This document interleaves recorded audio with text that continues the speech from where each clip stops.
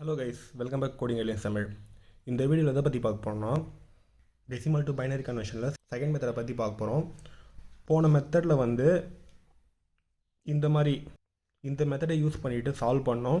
இந்த மெத்தடில் 2ஆல் டிவைட் பண்ணோம். ஏன் 2ஆல் டிவைட் பண்ணுறோன்னா பைனரிங்கிறது ஜீரோஸ் அண்டு ஒன்ஸ் மட்டும்தான் இருக்கும். ஸோ அதனால் 2ஆல் டிவைட் பண்ணிவிட்டு குவாஷன்ட் இந்த பக்கமும் ரிமைண்டரை இந்த சைடும் எழுதிட்டு ரிசல்ட்டை அப்படியே ரிவர்ஸ் ஆர்டரில் 1010னா அப்படியே ரிவர்ஸ் ஆர்டரில் இது மாதிரி எழுதுவோம். அதே போல் ஈவன் நம்பருக்கும் ஆட் நம்பருக்கும் கண்டுபிடிச்சோம். இந்த மெத்தடில் என்ன பண்ண போகிறோன்னா டெசிமலை இன்னொரு மெத்தடாக கூட பைனரியாக கன்வெர்ட் பண்ணலாம். எப்படின்னா 1010 நீங்கள் எண்ணுங்கிற ஒரு இன்புட் யூஸ் ஐட்டம் வாங்குகிறோம்ல, அந்த எண்ணுங்கிற இன்புட்டு நீங்கள் 10 சொல்லிட்டு தந்தீங்கன்னா அது கம்பைலருக்கு போகும்போது அது எப்படி போகும்னா 1010 இந்த ஃபார்மேட்டில் தான் போகும். நீங்கள் எழுதுகிற ஒரு கோடும் பைனரி ஃபார்மேட்டாக தான் மாறி போகும். ஸோ நீங்கள் 10 சொல்லிட்டு அனுப்பினீங்கன்னா அது 1010 தான் போகும்.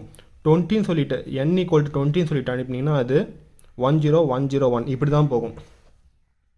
ஸோ கம்பைலரே ஆல்ரெடி இது மாதிரி மாற்றிருக்கு. ஸோ நம்ம இதுக்கு மட்டும் லாஜிக் எழுதுனா போதும்ல, நம்மளுக்கு இந்த அவுட்புட் கிடச்சிடும்ல. நம்ம இந்த டேபிள் காலம் கண்டுபிடிக்காமல், அதாவது இந்த லாஜிக் யூஸ் பண்ணாமல் டைரெக்டாக பைனரி வேல்யூவே வச்சுட்டு ஒரு சிம்பிள் பிட்வைஸ் ஆப்ரேட்டர் யூஸ் பண்ணும்போது இந்த ப்ரோக்ராம் ஈஸியாக டெசிமல்லேருந்து பைனரியாக கன்வெர்ட் பண்ணலாம். அது எப்படின்னு சொல்லிட்டு இப்போ பார்க்கலாம். ப்ரோக்ராம் எழுத ஸ்டார்ட் பண்ணிடலாம். மெயின் ஃபங்க்ஷனுக்குள்ளே ஒரு இன்புட் வாங்கணும்ல, ஸோ அதனால் அது இன்டிஜர் ஃபார்மேட்டில் வாங்குகிறேன். இன்ட்டு n சொல்லிட்டு வாங்கிக்கிறேன். ஓகே, printfல என்டர் n வேல்யூன்னு சொல்லிட்டு யூஸ் ரேட்டு டிஸ்பிளே பண்ணிங்கன்னா ஸ்கேனர்ஸ் மூலயமா அவங்க கொடுப்பாங்க ஏதாவது இன்புட். ஃபார் எக்ஸாம்பிள் 10 தராங்கன்னு வச்சுக்கோங்க, இங்கே 10 வந்துடுது. நம்ம இப்போ இந்த 10க்கு தான் நீங்கள் 10 தரும்போது நீங்கள் ப்ரோக்ராம் ரன் பண்ணும்போது இந்த 10ங்கிறது எந்த ஃபார்மேட்டில் கம்பைலரில் பாஸ் ஆகணும் 1010 அந்த ஃபார்மேட்டில் தான் பாஸ் ஆகும். ஸோ நம்ம கரெக்டாக 1010 பிரிண்ட் பண்ணால் அதுக்கு தான் இந்த லாஜிக் இப்போ எழுதும். அதுக்கு நான் இந்த லாஜிக் என்ன பண்ணிட்டேன்னா, இங்கே நீங்கள் ஒரு இன்டிஜர் நம்பர் வாங்குறீங்க, அதனால் ஃபார் இந்த கம்பைலர் வாங்கும்போது இன்டிஜருங்கிறதுனால 4 பைட்டாக பாஸ் ஆகும். அதாவது 32 பிட்ஸ் பாஸ் ஆகும். 10க்கு ஈக்குவலண்டான வேல்யூ 1010 இது மட்டும் பாஸ் ஆகாது. ஏன்னா நான் இன்டிஜர் ஃபார்மேட் அனுப்புறதுனால 32 பிட்ஸ் பாஸ் ஆகும். ஸோ அதனால நான் 32 பிட்ஸையும் ஞாபகம் வச்சுட்டு அதுக்கான லாஜிக்கை இங்கே எழுதணும். அதுக்கு ஒரு ஐட்ரேஷன் கண்டிப்பாக தேவையில்லை, அதனால ஐ சொல்லிட்டு எழுதிக்கிறேன். இவ்வளோ வேரியபிள்ஸ் தான் தேவைப்படும். ஸோ ni இப்போ ஐங்கிறது இப்போ இன்டிஜர் 0லேருந்து மொத்தம் 32 பிட் சொல்லிட்டு சொன்னேன்ல, அப்படின்னா 0ல் ஸ்டார்ட் பண்ணிங்கன்னா 31 பிட் வரைக்கும் இருக்கும். ஸோ i = 31 சொல்லிட்டு எழுதிடுறேன். இது எது வரைக்கும் நான் செக் பண்ணணும், 0th பிட் வர வரைக்கும் அந்த பிட் செட் ஆகிருக்கா கிளியர் ஆகிருக்கான்னு சொல்லிட்டு செக் பண்ணணும். அதனால i ≥ 0ன்னு சொல்லி எழுதிட்டு ஐயை டிக்ரிமெண்ட் பண்ணிடுறேன். இந்த லாஜிக் எழுதிட்டு நான் அந்த ஸ்டெப்ஸ் எப்படி கம்பைலர் நடக்குதுன்னு சொல்லிட்டு சொல்லும்போது உங்களுக்கு கிளியராக புரியும். ஓகேவா? இப்போது இந்த லாஜிக் எழுதிட்டேன்னா இது எழுதிட்டு இப்போ ஒரே ஒரு லாஜிக் தான் எழுதப்பேன் உள்ள. If n and with 1 left shift of I இது மட்டும் எழுதிட்டு இது ட்ரூவாக இருந்துச்சுன்னா printfல 1 பிரிண்ட் பண்ண சொல்கிறேன், இல்லைனா printfல 0 பிரிண்ட் பண்ண சொல்லிடுறேன். அவ்வளோதான், ப்ரோக்ராம் முடிஞ்சிச்சு. ஓகே, இது மாதிரி நான் எழுதிட்டேன்னா இது மாதிரி எழுதும் போது நீங்கள் இங்கே 10 பாஸ் பண்ணிங்கன்னா இது எப்படி கம்பைலர் ரன் ஆகும்னா, நீங்கள் ஸ்கேன்ஆஃப் முடியாத வரும்போது பில்ட் அண்ட் ரன் சொல்லி தரீங்களா, அது மாதிரி இந்த 10ங்கிறது எப்படி பாஸ் ஆகும்னா,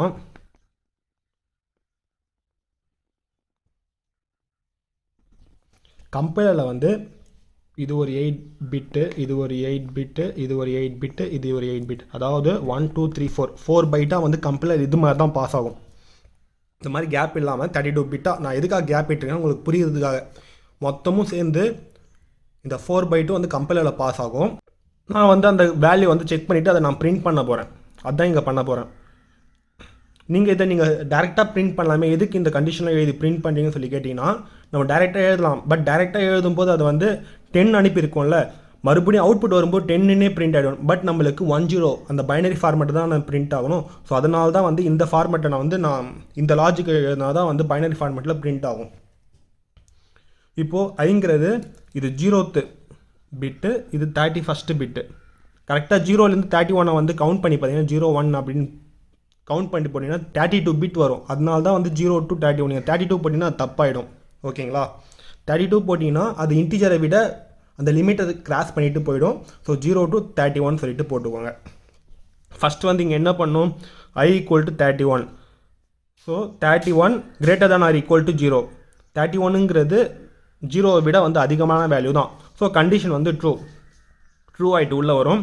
என்னங்கிற வேல்யூ இப்போ என்னவா இருக்குது, 10. பட் அது கம்பைலரில் எப்படி போகும், இந்த மாதிரி ஃபார்மேட்டில் தானே போகும். ஸோ இது எப்படி இப்போ நடக்கும்னா, ஐங்கிற வேல்யூ இப்போ என்னவா இருக்குது, 31 சொல்லிட்டு இருக்குது. 1 வந்து 31 டைம்ஸ் லெஃப்ட் ஷிஃப்ட் பண்ணனா இந்த 1ங்கிற வேல்யூ இங்கே வந்துடும். சரிங்களா? இதுக்கு நேராக வந்து இங்கே வரும். மற்ற வேல்யூலாம் 0வாக இருக்கும். இந்த எல்லா வேல்யூவும் 0வாக இருக்கும். நீங்கள் இதை வந்து ஆப்ரேட்டர் இன் சியில் வந்து ஆல்ரெடி வந்து பிட்வைஸ் ஆப்ரேட்டர் நடத்தியிருக்கேன். அதை நீங்கள் பார்த்துட்டு வந்து இன்னுமே கிளியராக உங்களுக்கு புரியும். ஓகேவா? இது மாதிரி இங்கே வந்து 1ங்கிறது இங்கே மட்டும் தான் பாஸ் ஆகும், மற்ற எல்லா இடத்துலையும் 0 ஆகும். நான் அதை என்ன பண்ண சொல்கிறேன், அண்டு பண்ண சொல்கிறேன். அண்டோட பிஹேவியர் எப்படி, ஏபி அவுட்புட் ஏங்கிற வேல்யூ 0 0 0 1 1 0 1 1. ரெண்டு வேல்யூவும் 1 இருக்கும்போது மட்டும்தான் வந்து அவுட்புட் 1 வரும், மற்ற எல்லா இடத்துலையும் வந்து 0ன்னு சொல்லிட்டு வரும். இதுதான் வந்து பிட்வைஸ் அண்டோட பிஹேவியர். ஸோ இங்கே வந்து 0 தான் இருக்குது. ஸோ 0 அண்டு வித் 1ங்கிறது அவுட்புட் வந்து என்ன வரும், 0 தான் வரும். 0 அண்டு வித் 1 அவுட்புட் 0 தான். ஸோ இது இஃப் கேஸ் ஃபெயில் ஆகிட்டு எல்ஸ் கேஸில் வந்துட்டு ஃபஸ்ட்டு வந்து 0ன்னு சொல்லிட்டு பிரிண்ட் ஆகும். சரிங்களா? அதே போல் மறுபடியும் ஐயோட வேல்யூ டிக்ரிமெண்ட் பண்ணுறேன். ஸோ 30லேருந்து 31லேருந்து 30 மாறிட்டு இருக்கும். ஐயோட value 30 greater than or equal to 0. Condition true தான். ஸோ மறுபடியும் கண்டிஷன் செக் பண்ணும். ஸோ இங்கே வந்து 0 தான் இருக்குது. ஸோ 0 அண்டு வித் 1ங்கிறது அவுட்புட் வந்து என்ன வரும், 0 தான் வரும். இந்த பிட் வந்து இது வர வரைக்குமே வந்து 0 தான் பிரிண்ட் பண்ணிட்டு வரும். ஸோ அவுட்புட் எனக்கு வந்து எப்படி வந்து பிரிண்ட் ஆகிட்டு வரும்னா 0 0 0 0.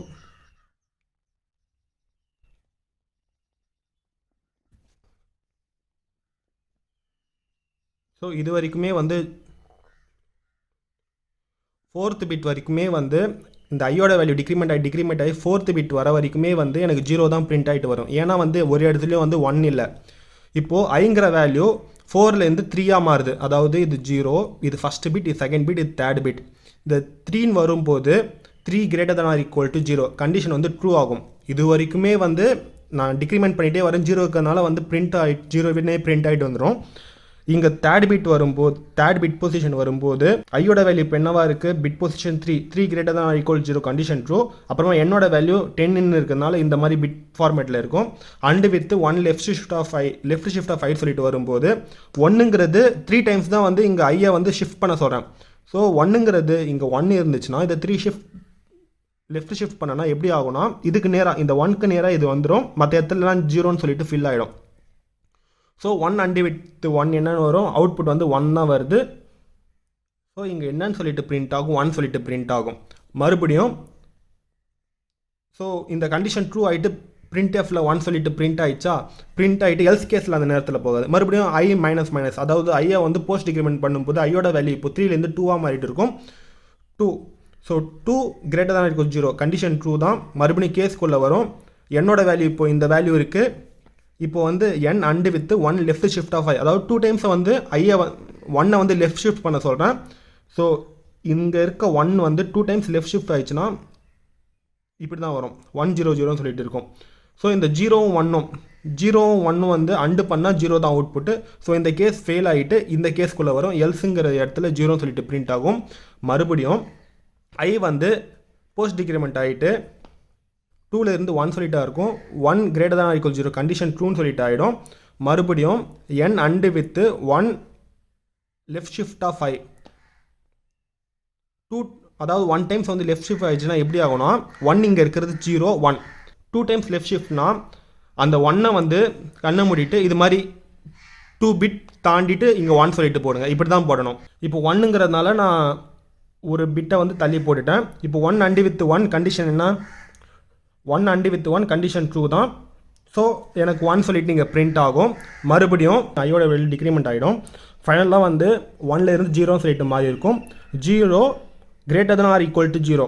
அதாவது ஜீரோங்கிறது ஐங்கிறது ஜீரோவாக இருக்கலாம், இல்லை ஜீரோவை விட அதிகமாக இருக்கலாம், அந்த மாதிரி கண்டிஷன் தான். ஸோ இங்கே வந்து ஈக்குவல்ட்டாக தானே இருக்குது. ஸோ ஜீரோ கிரேட்டர் தான் ஆகிக்கும் ஜீரோங்கிறது கண்டிஷன் ட்ரூ தான். ஸோ கேஸ்க்குள்ளே வரும். என்னோட வேல்யூ அதே தான், இந்த 10 தான் பாஸ் இந்த வேல்யூ தான் இருக்கும். And with bitwise and with 1 left shift of i. இங்கே ஐயோட வேல்யூ என்னென்னு இருக்குது, ஜீரோன்னு சொல்லிட்டு இருக்குது. ஸோ நான் இங்கே வந்து லெஃப்ட் ஷிஃப்ட் ஆப்ரேட் தந்திருக்கேன். பட் பிட் பொசிஷன் வந்து ஒரே 0 டைம் தான் வந்து லெஃப்ட் ஷிஃப்ட் பண்ண சொல்கிறேன். அப்படின்னா வந்து இதோட மீனிங் என்னென்னா 1 வந்து ஷிஃப்டே பண்ண வேண்டாம், அதுதான் meaning. So 0 and with 1, 0 and with 1 output என்ன 0 தான்.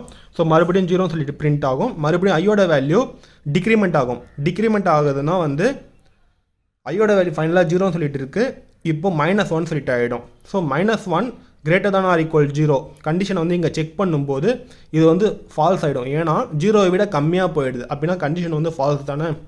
ஸோ ஃபால்ஸ் ஆகிட்டு இந்த ஃபார் லூப் முடிஞ்சிச்சு. அதோட எனக்கு அவுட்புட் வந்து இது மாதிரி எனக்கு பிரிண்ட் ஆகும். இது கம்பைலரில் எப்படி நடக்குதுன்னு சொல்லிட்டு நான் வந்து ஹேண்ட் ரிட்டன் நோட்ஸில் உங்களுக்கு காட்டினேன். பட் கம்பைலரில் வந்து பிரிண்ட் பண்ணும்போது இந்த அவுட்புட் வந்து வந்துடும். ஸோ இங்கே நம்ம நோட்ஸில் பார்த்த ப்ரோக்ராம் எழுதியாச்சு, எந்த சேஞ்சஸும் இல்லை. இப்போ நான் பில்ட் அண்ட் ரன் சொல்லிட்டு தரேன். இங்கே பார்த்தீங்கன்னா 0 வார்னிங் சொல்லிட்டு வந்துச்சு. என்டர் என் வேல்யூன்னு சொல்லிட்டு கேட்குது. நான் நோட்ஸ் தந்த மாதிரியே வந்து இன்புட் வந்து 10 சொல்லிட்டு தந்தேன்னா எனக்கு அவுட்புட் என்ன வரணும், 31st பிட்டில் இருந்து 4th பிட் பொசிஷன் வரைக்கும் 0ன்னு வந்துட்டு மற்ற ஃபஸ்ட்டு அதாவது 0லேருந்து 3 வரைக்கும் இருக்குது 1010ன்னு சொல்லிட்டு வரணும். என்டர் தந்தேன்னா பாருங்கள் 31st பிட்டில் இருந்து 4th பிட் வரைக்கும் 0ன்னு வந்துச்சு. அதுக்கப்புறம் 1010ன்னு சொல்லிட்டு வந்திருக்கு. இது மாதிரி நீங்கள் வேறு வேல்யூ கூட போட்டு செக் பண்ணி பாருங்கள், கரெக்டாக தான் வரும். நான் வந்து இன்னொரு செக் பண்ண மாதிரி 21 சொல்லிட்டு என்டர் பண்ணி பார்க்குறேன். என்டர் என்ன வேல்யூ சொல்லி கேட்குது. நான் 21 சொல்லிட்டு இருந்தேன்னா 21க்கு நம்ம என்ன வேல்யூ பார்த்தோம், 10101 சொல்லிட்டு நோட்ஸில் பார்த்தோமா. ஸோ அந்த வேல்யூ வந்து கரெக்டாக பிரிண்ட் ஆகிருக்கு. மற்ற இடத்துலலாம் 0ன்னு சொல்லிட்டு ஃபில் ஆகிட்டு இருக்குது. இப்போது இங்கே வந்து அவுட்புட் வந்து மொத்த பிட்டு அதாவது 4 பைட்டும் வந்து பிரிண்ட் ஆகுது. அதாவது 32 பிட்ஸ் வேல்யூ வந்து பிரிண்ட் ஆகுது. ஏன்னா நம்ம ஃபார் லூப் யூஸ் பண்ணிவிட்டு ஐயை வந்து ஐட்ரேஷன் பண்ண வைக்கிறோம் 31லேருந்து 0 வர வரைக்கும். ஸோ எல்லா பைட்டும் வந்து பிரிண்ட் ஆகுது. இதுவே ஃபஸ்ட்டு மெத்தட் பார்த்தோம்ல, அதில் வந்து எக்ஸாக்டாக வந்து என்ன வேல்யூ இப்போ 10 சொல்லிட்டு என்டர் பண்ணிங்கன்னா 1010 மட்டும் தான் அவுட்புட்டாக வரும். ஸோ அதுதான் அதுக்கும் இருக்க டிஃப்ரென்ஸ். இதுக்கு பதிலாக நீங்கள் கண்டிஷனரி ஆப்ரேட்டர் வந்து யூஸ் பண்ணியிருப்பீங்க, இல்லை டெர்னரி ஆப்ரேட்டர் சொல்லிட்டு சொல்லுவாங்கள்ல. ஸோ அந்த டெர்னரி ஆப்ரேட்டர் யூஸ் பண்ணிட்டு ஒரே லைனில் முடிச்சிடலாம். ஸோ இவ்வளோ தான். இந்த ப்ரோக்ராம் உங்களுக்கு புரிஞ்சிருக்குன்னு நினைக்கிறேன். இது மாதிரி மேலும் பல வீடியோஸ்க்கு நம்ம சேனல் கோடிங் இங்கிலீஷ் தமிழ் வந்து சப்ஸ்கிரைப் பண்ணுங்கள், உங்கள் ஃப்ரெண்ட்ஸ்க்கும் ஷேர் பண்ணுங்கள். தேங்க்ஸ் ஃபார் வாட்சிங். Keep support our channel. Thank you.